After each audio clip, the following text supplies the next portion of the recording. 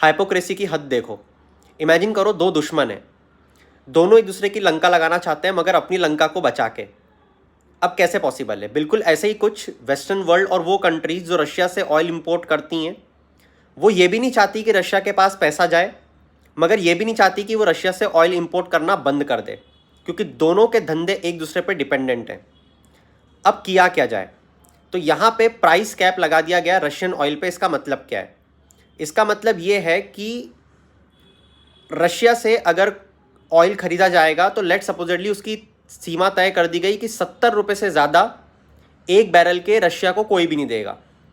जबकि हो सकता है कि इंटरनेशनल मार्केट में जो ऑयल के भाव हैं वो 100 रुपये चल रहे हों।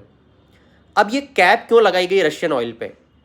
वो इसलिए ताकि रशिया से ऑयल इंपोर्ट किया भी जा सके।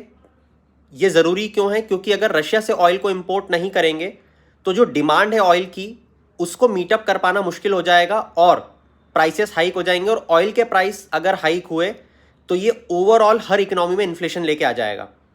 मगर इसके साथ ये भी इंश्योर किया गया कि कम से कम पैसा रशिया तक पहुंचे इस प्राइस कैप को लगा के, ताकि रशिया इस पैसे से जो आर्म्स एम्यूनिशंस खरीद के यूक्रेन पर लड़ाई लड़ रहा है वो कम हो सके या रेस्ट्रिक्ट मैनर में उस तक पैसा पहुंचे, तो वॉर को वो ज़्यादा एस्केलेट ना कर पाए। तो ये उन दो दोस्तों की कहानी थी जिनका धंधा एक दूसरे पर डिपेंडेंट है, लंका लगाना चाहते भी हैं मगर अपनी लंका बचा के।